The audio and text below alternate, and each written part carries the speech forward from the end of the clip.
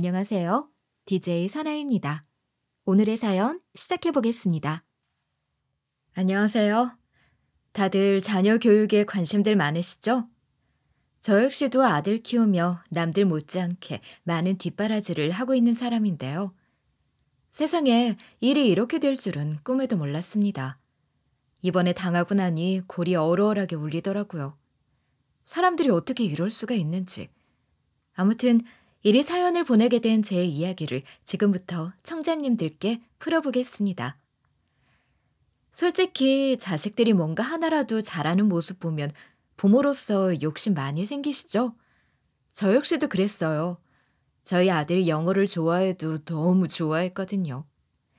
아이 교육에 좀 열을 올린다고 비싸다는 영어 유치원도 좀 무리를 해서 보냈는데 선생님이 저희 아이가 영어를 또래 애들에 비해 잘하기도 하고 또 너무 좋아한다고 그런 말을 하는 거예요. 그러니 더 욕심이 날 수밖에 없었죠.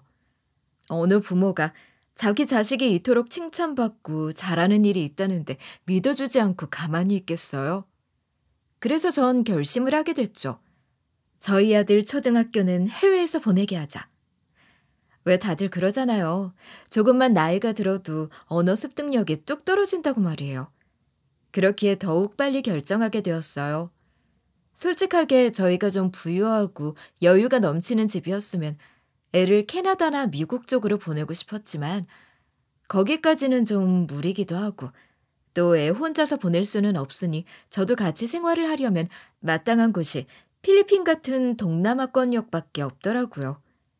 다행히 거기 초등학교 보냈다는 부모가 저와 같은 부서에서 일을 하기도 해서 정보도 많이 얻을 수 있었고요. 하나밖에 없는 아들인데 그래도 없는 살림 박박 긁으면 그 정도 교육은 시켜줄 힘은 있었으니 당장에 남편과 이야기를 했습니다. 여보, 우리 애가 영어에 제법 재능이 있대. 당신도 알지? 어릴 때부터 언어 배워야 안 잊어버리고 또 빨리 느는 거. 그래도 애 혼자 보낼 순 없잖아. 설마 당신도 애 따라서 같이 필리핀으로 가려고? 당연하지. 애를 어떻게 혼자 보내. 그리고 우리 그간 모아둔 돈도 있고 하니까 이번엔 애한테 투자 좀 해요. 어차피 하나밖에 없는 당신 아들이잖아. 남편은 제 말에 싫은 내색이 역력했지만 쉽게 안 된다 말을 하지는 않았어요. 그도 그럴 게 모아둔 돈의 대부분이 제가 모은 것들이었거든요. 제가 이래봬도 나름 대기업을 다니고 있기에 그간 쌓아둔 재산이 좀 됐어요. 그리고 이렇게 말하면 좀 그렇지만 사실 전 남편과의 결혼을 좀 늦게 생각하고 있었는데 남편 때문에 일찍 결혼했거든요. 남편은 20대 때는 회사 생활을, 지금은 작은 수제버거집을 운영하고 있는 사람인데 저와 연애할 당시에 저보고 이런 말을 했거든요. 당신 안정적으로 회사 다니고 있을 때 결혼하자. 당신 직급 올라가고 하면 우리 결혼하기 더 힘들어질 수도 있어. 당시에는 3년차 사원으로 있었는데 저보다 더 사회 경험이 많은 남편의 말이 맞을 수도 있다 싶어서 생각보다 젊은 29살이라는 나이에 결혼식을 올렸었어요. 남편은 저와 4살 차이였고요. 아무튼 그래서 경제력으로는 제가 남편보다 당장에는 살짝 우위인 부분도 있고 했으니 남편이 애 교육을 해외에서 시킨다고 해도 사실 아무 말도 할 수 없었죠. 그 돈이 전부 제 주머니에서 나가는 돈이었으니까요. 하지만 당연히 고민은 많았습니다. 당장이야 모아둔 돈으로 갔다 온다 하더라도 둘 다 필리핀으로 갈 수는 없는 사정이었으니까요. 그래서 결론을 내린 게 제가 아들 보살피러 같이 필리핀에 가고 남편이 기러기 과장이 되기로 한 것이었죠. 사실 또 남편이 제게 큰소리 칠 수 없는 이유가 있었어요. 마냥 남편과 알콩달콩 행복한 결혼을 한 건 아니었거든요. 문제가 조금 있었죠. 어떤 문제냐 궁금하실 것 같은데요. 그건 바로 굉장히 민감한 돈 문제 관련이었어요. 요즘 사람들도 그렇지만 이 돈이라는 게 결혼할 때 굉장히 중요한 역할을 하잖아요. 그래서 제 근처 후배나 아는 동생들만 해도 돈에 대한 것들 때문에 이혼을 하기도 하고 파혼을 아주 우습게 하는 경향도 좀 있긴 하고요. 아무튼 저도 이 돈 때문에 살짝 문제가 있었어요. 생각하지도 못하게 급히 준비한 결혼이었기에 서로 많은 걸 바라기는 어려웠어요. 그래서 결혼 당시 남편이 저한테 반반 결혼을 하자고 제의를 했었거든요. 근데 까놓고 보니 제가 모은 돈에 친정에서 저 결혼한다고 도와준 돈까지 합해 약 3억 정도가 좀 넘더라고요. 하지만 남편이 들고 온 돈은 1억이었습니다. 남편은 제가 3억 정도는 될 것 같다 하니 크게 당황했었죠. 뭐? 3억이라고? 당신 정말 빚 없이 모은 돈이 3억이라는 거야? 남편은 3억이라는 제 말에 크게 놀라면서 빚까지 낸 이른바 영끌은 아니냐 하더군요.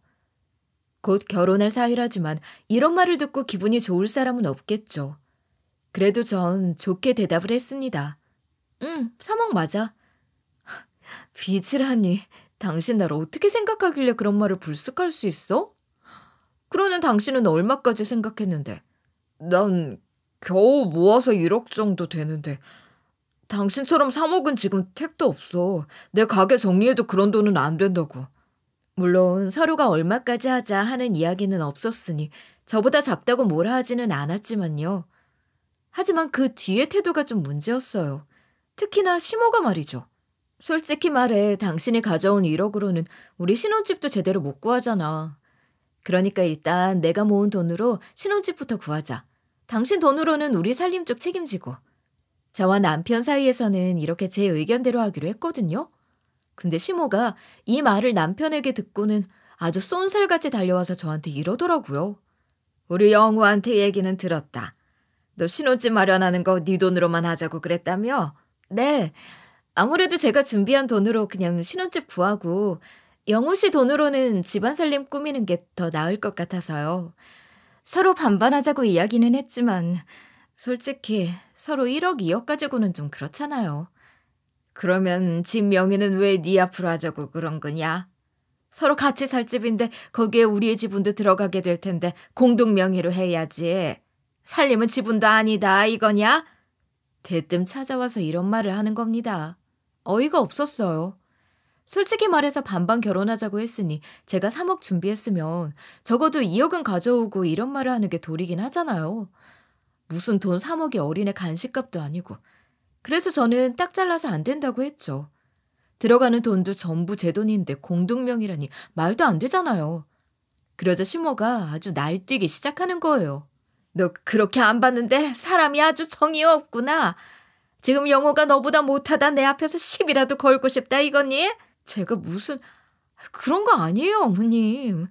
그냥 서로 돈 주고받고 하는 것보다 제가 조금 더 여력이 되니까 제 이름으로 집 구하자 이런 거예요. 그 이도 동의했고요. 어차피 집은 다 제 돈 들어가는 건 맞잖아요. 듣기 싫다.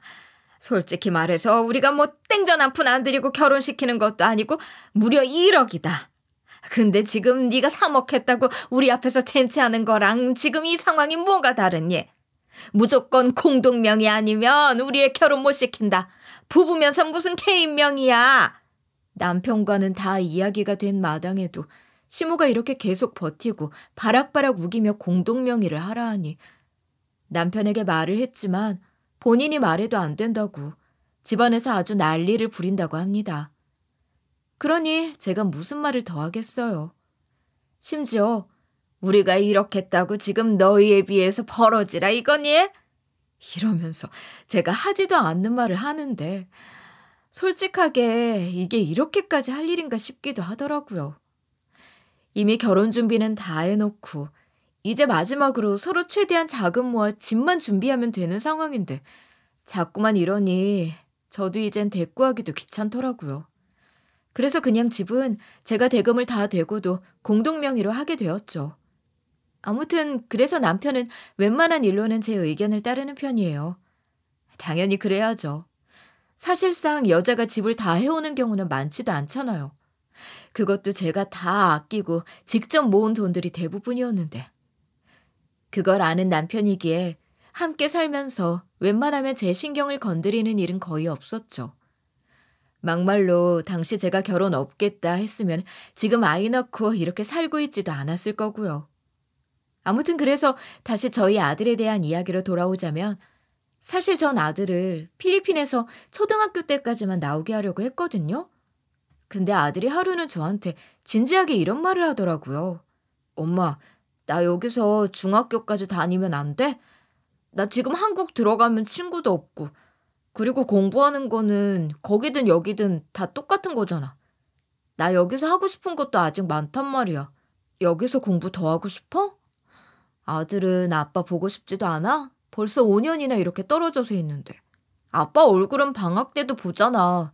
솔직히 나 여기서 하고 싶은 것도 많고 아직은 여기서 더 있고 싶어요. 그러니까 제발, 아들의 말에 많은 생각이 들었죠. 그도 그럴 게 벌써 필리핀에 온 지 5년이 넘었는데 그간 모아둔 돈도 거의 다 쓴 상태고 남편에게 마냥 부담을 주기도 힘들었으니까요. 하지만 자식이 이렇게 부탁까지 하는데 어느 부모가 바로 안 된다 할 수 있겠어요. 그래서 필리핀에서 친해진 엄마들한테 이런 제 고민을 털어놨죠. 어머, 경호 어머님, 경호 말이 100번 옳아요. 지금 한국 들어가서 중학교 보내잖아요. 그러면 지금까지 했던 게 아주 말짱 꽝이라니까요. 그럴까요?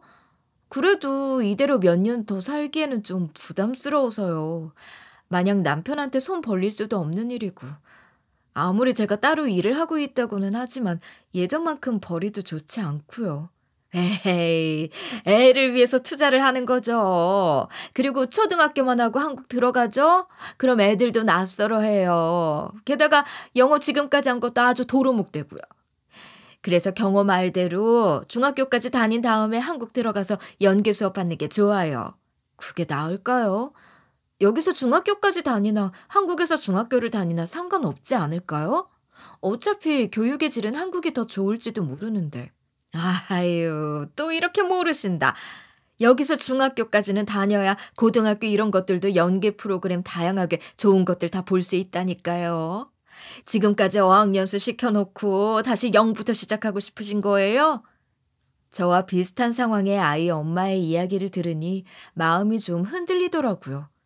그 엄마 말이 지금 한국 가면 이미 외국 정서를 가진 아이가 쉽게 적응도 못할 뿐더러 기껏 지금까지 배웠던 영어까지 다 까먹을지도 모른다고. 거기에 한국에서 중고등학교를 다 나온다?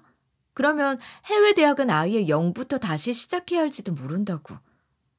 그러니 제 고민은 더 깊어졌죠. 무리를 해서라도 아이를 여기서 더 있게 하는 게 나은지 아니면 한국으로 들어가는 게 더 나은지. 고민은 길지 않았어요. 일단 남편에게 이 이야기를 하기로 마음먹었죠.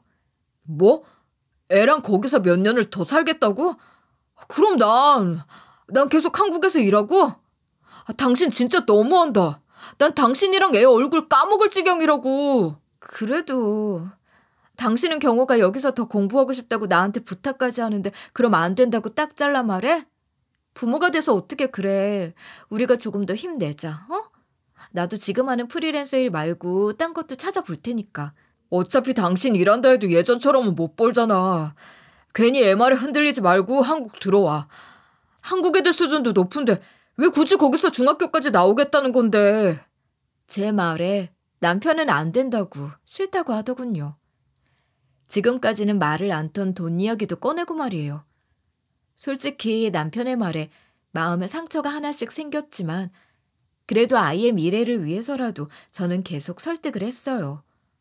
저렇게까지 애가 하고 싶다는데 어떻게 딱 잘라서 말할 수 있냐 하고 말이에요. 그런데 제가 자꾸 이렇게 설득하려고 하니까 이제는 이상한 의심을 하기 시작하더라고요.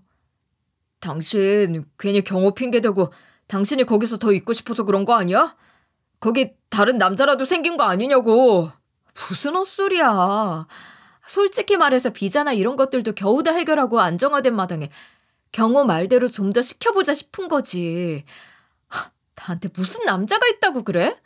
당신은 내가 한국에서만 있으니까 아무것도 모르는 줄 알지? 저번에 아들이랑 같이 찍은 사진 보여줄 때 거기 당신 옆에 있던 외국인은 누군데?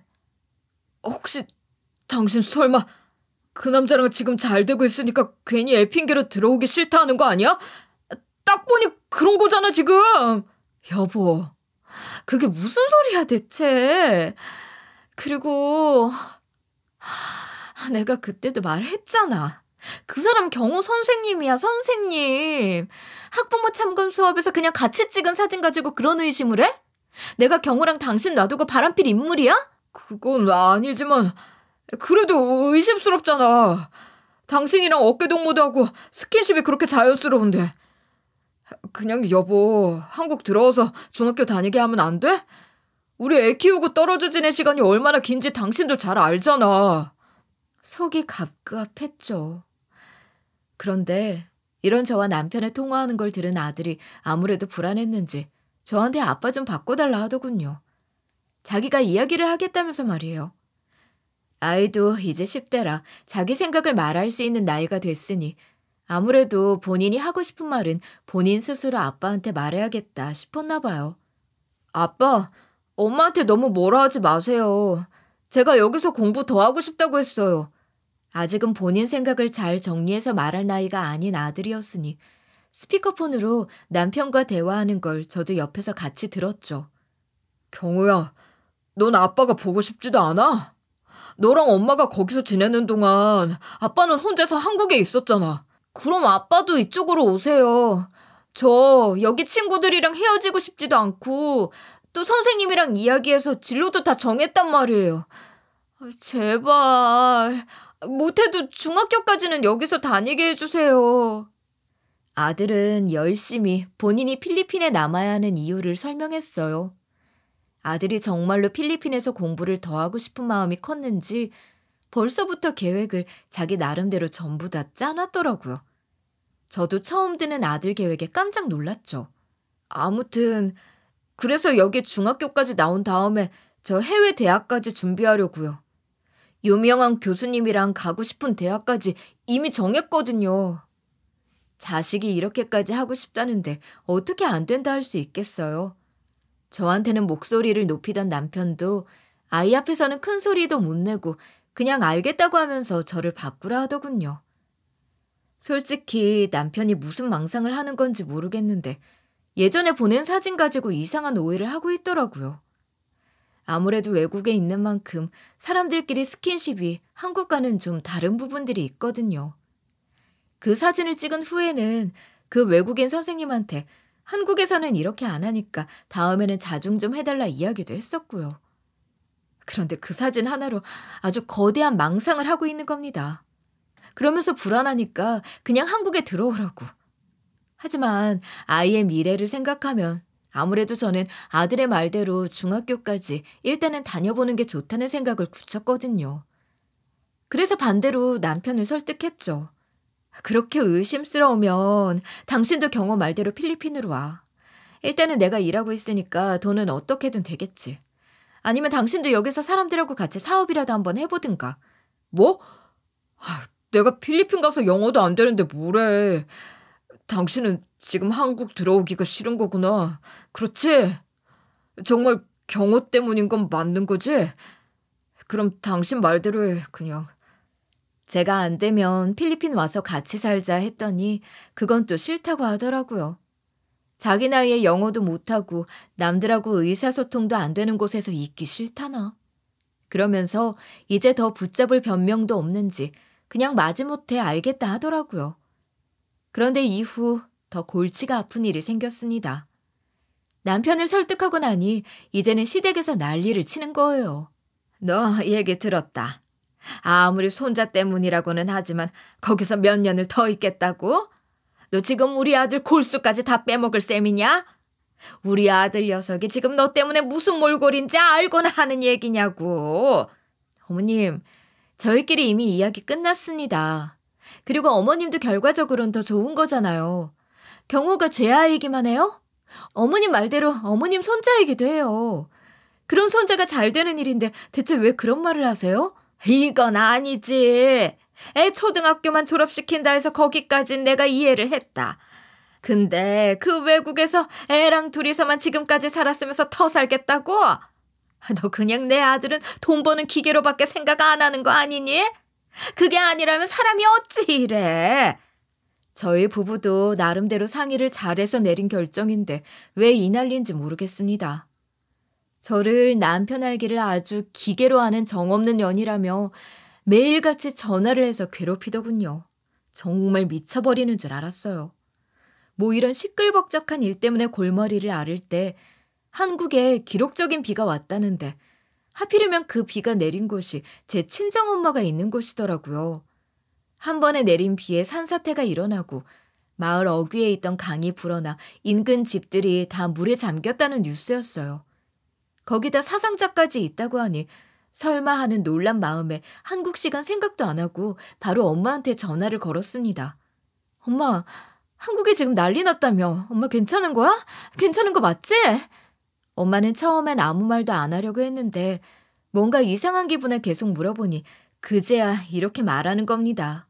그래, 네 말대로 지금 우리 집도 물난리가 났다. 가구며 살림이며 물에 다 잠겨서 자원봉사자분들이 도와줘서 집은 어찌어찌 치웠는데 집 수리할 거 생각하면 앞이 캄캄하네. 집 수리할 돈은 괜찮고 그러면 엄마 집 수리할 때는 또 어디서 지내는데? 그것도 고민이야. 엄마도 갑자기 이런 일이 생기니까 어떻게 해야 할지 모르겠다. 그래도 윗집 박할아버지네처럼 토사의 집이 묻힌 건 아니라 천만 다행이라고 해야 하는 건지. 엄마는 고민이 많아 보였어요. 엄마가 사는 동네가 워낙 시골 어귀에 있기도 해서 몇 가구 없는 곳이라 저도 그 마을 어른들이랑은 여러모로 인사도 하면서 얼굴은 다 아는 사이였거든요. 그런 곳에서 아는 사람 집은 토사에 묻히고 어떤 사람 집은 강물에 휩싸여 벽이 뜯기고 난리가 났다 하니 그 와중에 엄마 집은 그나마 침수 피해만 있었던 거라 괜찮은 편이라고. 그런 엄마의 고민을 어떻게 해결해드려야 하나 싶은 그때 제 머릿속에 떠오른 건 저희 집이었습니다. 그럼 우리 집에 가 있어. 어차피 남편도 자취하고 집 비어있잖아. 그러니까 잠깐만 거기서 머물러도 상관없을 것 같은데? TV에서나 보던 그런 물난리가 제 친정집에서 났다니 너무 속상했어요. 그래서 당장 갈 곳이 없으면 일단은 우리 집에 들어가라고 말을 했죠. 여유롭지도 않은 상황에 빚까지 내서 돈을 써야 할 일이 생기면 좀 그렇잖아요. 게다가 혼자서 사는 엄마가 걱정도 됐고 말이죠. 게다가 전 외국에 있고 사실 남편은 2년 전부터 집에서 가게까지의 거리가 너무 멀다고 가게 근처에 집을 얻어서 생활 중이었거든요. 마침 가게 위에 있는 곳이 고시원이어서 월세가 얼마 들어가지도 않았으니 저도 그러라 했었죠. 그래서 지금 집이 비어있는 상태였어요. 세를 줄까도 했지만 남편이 그러지 말자고 해서 일단은 놔둔 상태였죠. 그러니까 엄마가 들어가서 우리 집도 관리해주고 해줘. 남편이 가끔 가서 한다고는 하는데 믿을 수가 있어야지. 나랑 경호도 한 달 뒤면 한국 잠시 들어갈 거거든? 그때 외할머니도 보고 좋지 뭐. 그래도 너희들 집인데 사위한테는 뭐라 하고 내가 거기서 지낸다 하면 사위가 반기겠어? 괜히 너 힘든데 무리할 필요는 없다. 엄마가 다 알아서 해결할 수 있어. 내가 얘기해 놓을게. 엄마가 오갈 곳이 없는데 당연히 엄마가 우리 집에 들어와 있어야지. 남편 눈치를 왜 봐요? 너무 걱정하지 마. 남편에게도 이런 말을 대충 전했더니 저 하고 싶은 대로 하라고 그러더라고요. 그래서 엄마는 당분간 저희 집에서 지내게 됐죠. 얼마 뒤면 아들이랑 같이 한국 들어갈 시기였으니 잘 됐다 싶은 생각도 했어요. 이 김에 가족끼리 다 같이 모여서 좀 지내면 아이 정서에도 좋고. 그러다 어느 순간부터 엄마랑 연락이 잘 안 되는 겁니다. 남편한테도 저혈압인 엄마가 자주 쓰러지니까 좀 신경 써달라고 했는데도 알았다는 소리만 하고 엄마 사진 좀 찍어서 보내라 해도 못 찍었다는 말만 반복하고요. 아무리 본인도 가게 때문에 바쁘다고 하지만 장모님 건강 때문에 신경 좀 써주고 소식 좀 전해달라는데 그것도 못한다는 게 이상하잖아요. 그래서 제가 안 되겠다 싶어 남편과 엄마한테는 연락도 안 하고 예정보다 더 일찍 한국에 들어가게 됐죠. 한국에 오자마자 친정집이 된 저희 집에 갔더니 엄마는 없고 시모가 그 집에서 나오더라고요. 어머님이 여기는 어쩐 일이세요? 여기 저희 엄마가 지내고 있었을 텐데. 내 집에서 왜 네 애미를 찾고 있니? 어차피 너 그냥 필리핀 거기서 쭉 살려고 했던 거 아니었어? 그나저나 경호는 어디 가고 너 혼자 이렇게 왔어? 오랜만에 우리 손주 얼굴 좀 보자. 아니 그것보다 이게 대체 무슨 일이냐고요. 여기 엄마가 지내고 있어야 하는데 왜 어머님이 거기서 나오냐니까요? 누구 허락받고요? 허락? 내가 왜 허락이 필요해? 여기 이제 내 명의이기도 하다. 그럼 당연히 내 것이지. 어디서 너희 집안 사람을 왜 내 집에서 찾아? 어머님 명의요? 일단 그건 나중에 얘기하고 엄마는 어디 계시냐니까요? 사람이 없어졌는데 왜 자꾸 이상한 말만 반복하세요? 내가 어떻게 알아? 몰라. 이 근처 원룸 얻어 알아서 잘 살겠지. 내가 내 집에서는 절대 같이 못 산다 말했거든. 아무리 사돈이라도 한 지붕 아래서 같이 사는 게 말이나 됐니? 어이가 없었죠. 연락이 없던 것이 역시나 뭔 일이 있었구나 싶어서 와봤더니 일단 어지러운 마음을 진정시키고 저는 엄마가 있다는 원룸을 찾아갔는데 아무리 초인종을 눌러도 반응이 없길래 엄마가 항상 쓰는 비번을 눌렀죠. 설마 하면서도 조심스레 눌렀는데 띠리링 하면서 문이 열리더라고요. 그래서 얼른 들어가서 엄마를 찾았습니다. 그런데 엄마가 방 가운데에 쓰러져 있는 거예요. 당장 달려가서 숨은 쉬는지 코 밑에 손을 대보는데 다행히 의식은 있는 상태더라고요. 아무래도 날이 더운 데다 원룸이 오래돼서 그런지 에어컨이 고장나 버티다가 쓰러진 것 같았어요. 더위를 먹고 죽는 사람도 있으니 걱정되는 마음에 당장 119를 불러 응급실을 갔죠. 의사 말로는 절대적인 안정을 취해야 한다고. 검사 결과 더위도 더위지만 영양 상태가 아주 안 좋습니다. 요즘 시대에 영양실조라니. 거기다 스트레스를 많이 받아서 과로로 쓰러지신 것 같은데 절대 안정 취하게 도와주십시오. 의사의 말에 저는 남편이고 시모고 간에 당장에 엄마 옆을 지켰죠. 다행히 다음 날 엄마가 정신을 차렸고 병원을 퇴원해서 다시 엄마가 쓰러져 있던 원룸으로 갔습니다. 에어컨은 기사를 불러 수리를 해놓은 상태였기에 더위 걱정은 없었죠. 아무튼 일단 또 쓰러지면 안 되니까 조심스럽게 엄마한테 어떻게 된 일이냐고 자초지종 물었죠. 스트레스는 절대 안 된다 그랬으니 얼마나 조심스러웠을지 아시겠죠? 그런데 서류를 하나 저한테 보여주더라고요. 뭔가 싶어서 읽어보는데 글쎄 시모가 저희 집으로 전입신고를 했더군요. 전입신고라고? 남편은 나한테 이런 얘기 뻥끗도 안 했는데? 엄마 이게 뭐야? 너 엄마한테 솔직히 말해라. 너 정말로 필리핀 가서 외국인이랑 바람났니?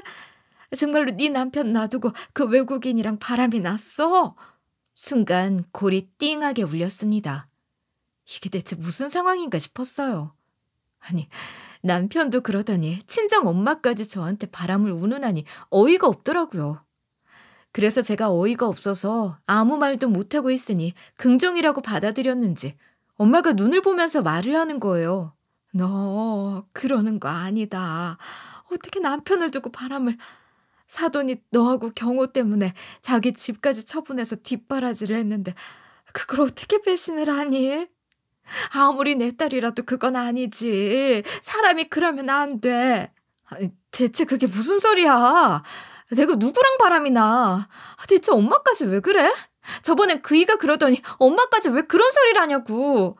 제가 펄쩍댐이 아니라고 하니까 엄마는 증거도 있다면서 앞에 왜 남편이 오해했다는 사진 있죠? 그 사진을 내밀면서 저한테 증거도 있으니 발뺌하지 마라 하는 거예요. 와, 저 진짜 속 터져 죽는 줄 알았습니다. 당시 남편한테도 분명 아들 학교 선생님이라 말을 했는데 그 사진을 가지고 거짓 사실을 진짜처럼 엄마한테 말하고 다녔던 거예요. 이거 진짜 바람 아니야, 엄마. 이 사람 경호 선생님이야, 선생님. 이거 경호 체육대회 있을 때 찍었던 사진이라고.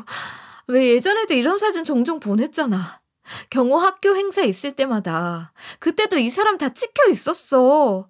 그래서 이야기를 더 들어보니 예전에 한 이야기를 남편은 혼자서 아주 제멋대로 의심을 했더군요.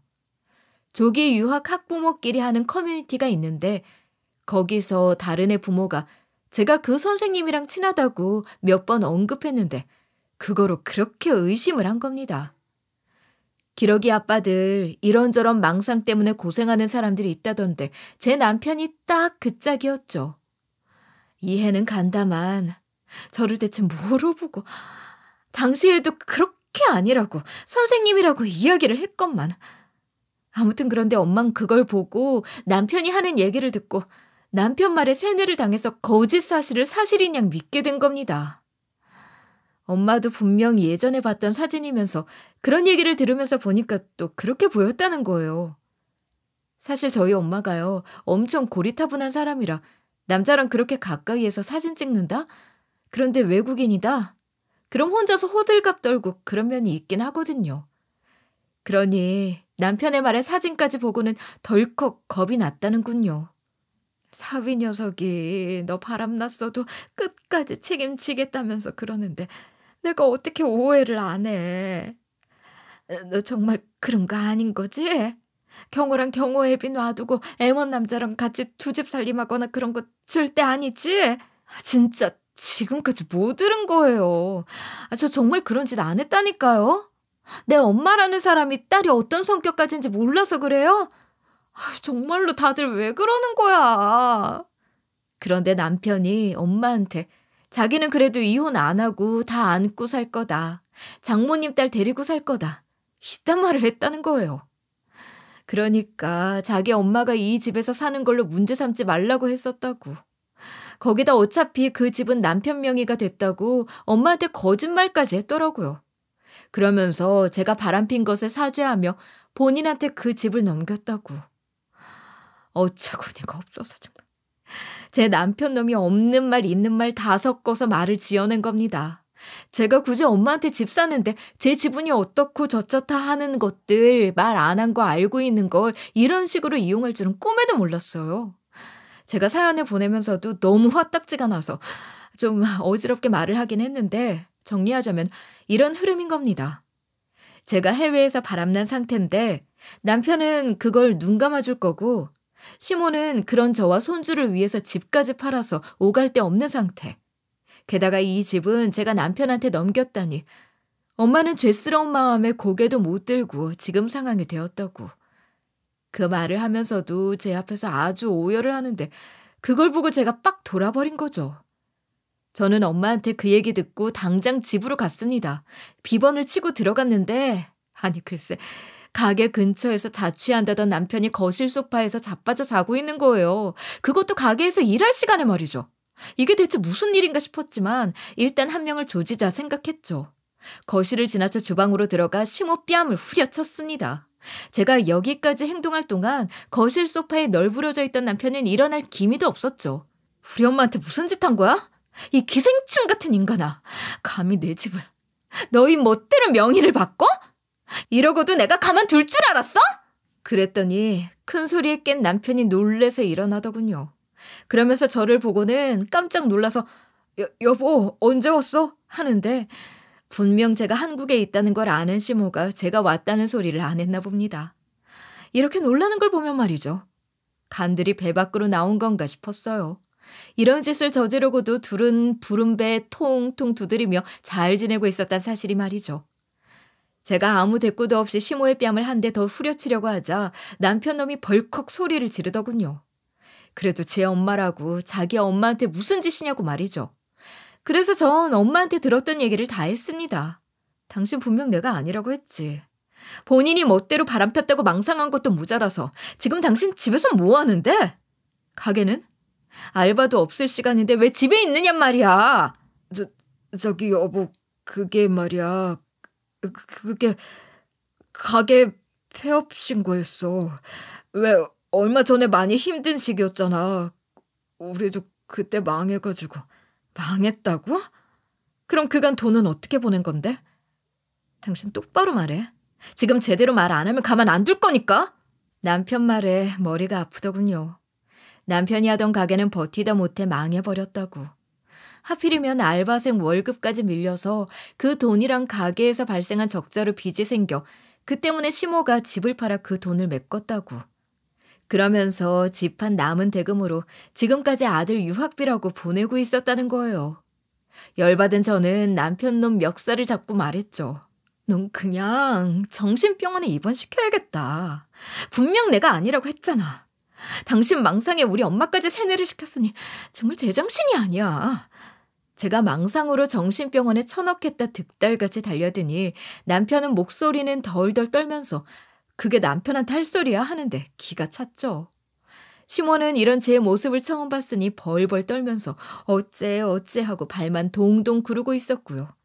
시모가 그러든가 말든가 저는 신경도 안 쓰고 당장에 남편에게 소리쳤습니다. 왜? 내가 못할 것 같아? 내가 너 자고 있을 때 사설업체라도 불러서 정신병원에 넣어버릴 거야. 처음에는 제가 그러지 못할 거라 생각했는지 빌지도 않던 남편은 도끼 가득한 제 눈을 보곤 바로 꼬리를 말고 잘못했다고 넙죽 엎드려서 빌기 시작했죠. 한 번만 봐줘. 일이 이 지경이 되니 나도 제정신이 아니었어. 당신이 보내온 사진에 남자가 당신 보고 웃는 것만 같아서 괜한 자격지심 때문에 내가 미안해. 그것도 다 망상이네 망상이야. 이제 보니 진짜 정신병원에 가야 할 사람이네. 저기요. 당신 아들 간수나 똑바로 하시지 그러셨어요. 망상으로 이 지경이 될 때까지 대체 뭐하고 계셨어요? 저는 남편이 이런 무계획적인 사람인지 꿈에도 몰랐습니다. 거기다 나중에 확인을 해보니 공동명의였던 집이 남편 명의로 되어 있더군요. 제가 한국에 없던 사이 대체 무슨 짓을 하고 다녔는지 어이가 없어서 한숨도 안 나오더라고요. 그래서 당장 변호사를 만나서 이야기를 했죠. 당연히 변호사는 심각한 얼굴을 했어요. 인감도용이군요. 아무리 부부 사이라도 서로의 인감은 함부로 사용해서는 문제가 되죠. 이건 법적으로 신고도 가능합니다. 변호사의 말에 저는 당장 달려가서 신고를 했습니다. 입증을 하는 건 정말 쉬웠어요. 남편의 명의로 바뀐 시기에 부동산 실거래가와 그간 보냈던 돈을 전부 합쳐도 그 가치가 안 되는 것은 물론이고 집 계약 당시에 집 거래대금 대부분이 제 돈이었다는 사실을 바탕으로 그 집이 지분은 내가 더 많다는 것을 입증했거든요. 그리고 나중에 알고 보니까 엄마한테 보여줬던 그 전입신고 서류 있죠? 그거 거짓으로 작성한 거더라고요. 아니 그렇잖아요. 그냥 남편 명의로 되어 있으니 본인이 들어와서 살고만 있어도 아무 상관도 없는데 가족끼리 전입신고? 말이 안 되는 거잖아요. 뭐 자기 아들이 본인 돈 떼먹고 도망이라도 가나? 그렇게 물고 빨고 아주 난리를 치면서? 그래서 엄마한테 줬다는 그 서류를 가지고 사문서 위조에 대한 부분으로도 남편과 시모 모두를 신고했습니다. 그런데 이게 되게 무서운 위법행위더라고요. 뭐 생각하면 당연한 걸지도 모른다는 생각은 듭니다. 그도 그럴 게 국가적인 서류를 멋대로 작성해서 증거랍시고 사용했던 거니까요. 엄마한테 준 서류는 관공서에서 직접 출력한 양식과 조금 다른 부분들이 있었거든요. 시모 본인 이름이 떡하니 들어가 있으니 발뺌도 어려웠죠. 거기에 명의 이전으로 이 사실을 모두 알아야 하는 집주인 남편 역시도 공범인 건 당연했을 테고요. 얘야, 어떻게 가족 사이에 이렇게 할 수가 있냐. 그래도 그간의 정이 있고 게다가 경호는 어쩌고. 너 설마 경호를 이대로 아비 없는 애로 만들 셈이냐? 그렇게 손자 생각하시는 분이 손자 앞에서 창피할 짓을 왜 하세요? 제대로 반성이나 하고 사세요. 시모와 남편은 그 길로 그대로 벌금형에 처해졌습니다. 예전에는 몰랐는데 벌금형도 범죄 이력에 남는 거더라고요. 그래서 둘은 이번 일을 통해서 범죄자가 되었죠. 특히 남편은 아들도 있는데 본인들한테 이렇게까지 해야 하냐며 방방 뛰었어요. 그래서 전 말했죠. 당신 정말 이럴 거야? 엄마 말처럼 경호를 범죄자 자식으로 만들 작정이냐고. 다른 사람들한테 범죄자 가족 낙인을 이렇게까지 찍고 싶어? 그래, 말 잘했다. 당신은 아들이 있다는 사람이 혼자서 망상하고 사문서 위조에 인감 도용까지 위법행위를 하고 싶어? 당신 같은 인간 같지도 않은 놈이랑은 이혼이야, 이혼. 이혼? 누구 마음대로 이혼해? 나 절대 이혼 못해. 누구 좋으라고 이혼을 해?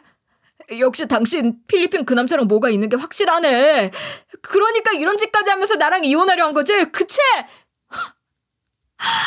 이거 진짜 미친놈이네. 정말 정신병자 아니야? 그래. 너 같은 놈이랑은 절대 같이 못 살겠으니까 제발 이혼하자. 너도 내가 미덥지 않은 것 같은데? 그 길로 당장의 이혼 준비까지 했고요. 남편은 이혼 못한다며 펄쩍 뛰었지만 별 수 있나요? 당연히 제 승소로 이혼은 쉽게 할 수 있었죠. 사문서 위조와 인감 도용은 물론이고 공동명의의 자산을 본인 것으로 몰래 했다는 그 정황까지 예전 거래 내역을 통해 다 밝힐 수 있었으니 어렵지 않았어요. 지금 이래놓고 뭐? 아들한테 그러고 싶냐고? 세상 사람들 앞에서 부끄럽지도 않아? 나 같으면 부끄러워서 지금 이 자리에 있지도 않았어. 집은 어떻게 되었냐고요? 당연히 되돌려 받았습니다. 애초에 거의 제 돈이 들어간 집이었으니 당연한 수순이었죠. 제가 제 집에 대한 권리를 되찾자 급해진 것은 전 남편과 전 시모였죠. 우리가 대체 여기 나가서 어떻게 살란 말이냐. 예청을 생각해서라도 아니 우리가 월세를 구할 때까지만이라도 어떻게 좀 받아오. 이렇게 갑자기 짐을 다 빼라 하면 우리는 어떡하니? 맞아. 우리가 이렇게 된 것도 전부 당신이랑 아들 뒷바라지 때문이잖아. 그러니까 그거 생각해서라도 당신이 이렇게 매몰차면 안 되지. 매몰차다고? 당신들이 지금 해놓은 짓거리를 보고 매몰차니 많이를 노네. 어디 속일 사람이 없어서 평생의 배우자를 속여놓고 그 가족까지 이렇게 힘들게 하고선 매몰차? 어이가 없네 진짜. 웃기지도 않았습니다. 그도 그럴 게 모든 부분에서 제가 지원을 다 받고 산 것도 아니었으니까요. 남편이 저보다 못 버는 걸 알기 때문에 제가 프리랜서로 일하면서 아이를 케어하느라 솔직히 말해 이 집에서 발 뻗고 지냈을 이 두 사람보다 훨씬 힘든 시간을 보냈거든요. 그리고 내가 왜 당신들 편의를 봐줘야 하는데? 당신들이랑 나 이제 남남이야. 경호 면접권도 뺏기기 전에 당장 꺼져. 이대로 경호한테서 버림받고 싶어?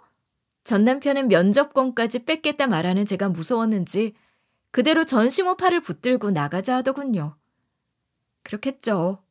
이대로 아이마저 보지 못하게 된다면 자기가 빌붙을 구석이 없어지는 거니 말이에요. 물론 제가 그렇게 놔두지 않을 거지만서도요. 아무튼 지금은 무사히 이혼하고 제 집에서 엄마 아들과 잘 지내는 중입니다. 사실 아들한테 미안한 점이 많은데 유학 도중에 이런 이혼 관련 경험을 하게 한 것도 미안하고 중학교 다 마치지도 못했는데 한국 땅 밟게 한 것도 미안하더라고요. 유학을 이어갈 상황이 도저히 안 돼서 어쩔 수 없는 결정이었죠. 너무 속상하지만 현실은 현실이니까요. 당연히 이혼 소송 당시 남편은 제 집에 대한 소유권으로 저와 팽팽하게 싸울 줄 알았던 모양이더라고요. 주변에서 무슨 소리를 들었는지 모르겠지만 10년 이상 살았으니 지분이 있을 거라는 헛소리를 들은 모양이더라고요. 하지만 그간 버려놓은 것들이 많으니 혼자서는 수습하기 어려웠겠죠. 그래서 자꾸만 아들을 빌미로 삼으려 했는데 아무래도 아들은 저와 있던 시간이 더 많기도 하고 제 아빠가 한 일을 조금 추려서 들은 걸로 스스로 판단을 내리더라고요. 아빠하고는 같이 살고 싶지 않다고. 그래서 소송에서 판사님이 아들의 이 태도 역시도 참고한 것 같았어요. 어른보다 아이들의 눈이 더 정확한 법이니까요. 전 남편은 저와 헤어진 다음 집에서 쫓겨난 후에는 돈이 한 푼도 없었으니 쉼터 같은 곳으로 들어간 모양이더라고요. 노숙자가 될 뻔한 것을 전시모가 일단은 어디라도 들어가라며 쉼터로 밀어 넣었다는군요. 제가 이 사실을 어떻게 알았느냐 하면 바로 전시모가 본인 입으로 직접 이야기해서 알게 됐습니다. 너는 애 아빠가 저렇게 노숙자가 간다는 곳에서 지내는데 발 뻗고 잠이 오니? 우리가 이렇게 힘들게 사는 꼴을 보면서 속이 시원하단 말이야. 당연하죠. 어차피 이제 저랑은 상관도 없는 사람인데요. 그리고 누구 마음대로 여기 들어오려 하시는 거예요? 당장 나가세요. 그리고 제가 저번에도 말했죠. 이렇게 불쑥 찾아오고 그러면 당장에 애 면접권까지 뺏어버리겠다고요. 잠깐만. 전에 너희 엄마가 지내던 곳. 거기 제발 나한테 연결 좀 해주면 안 되겠니? 거기만큼 월세 저렴한 곳도 없단 말이다. 요즘 정말 집 구하기가 힘들어서 그렇다. 예정을 생각해서라도. 알아서 해결하세요. 이제 남남인데 제가 뭘 더 해줘야 하는데요? 당신들한테 이 집에 살았던 기간 동안 월세나 사용료 청구하지 않은 것만 해도 다행으로 아세요.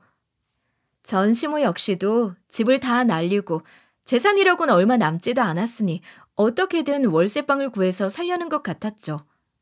본인이 집을 구하면 제 아들 전 남편 놈도 끼고 알아서 살지 않겠어요?